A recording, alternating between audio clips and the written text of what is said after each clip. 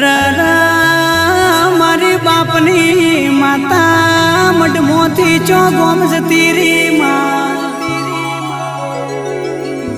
દેવી દુનિયા બોલીને ફરી જી પણ દુનિયાના ડોક્ટરો એમને દવાની કોશિશ કરી પણ કેન્સર જેવા રોગ મટ્યા નહીં માં હવે તો જીવાડે તોય તું ના મારે તોય તું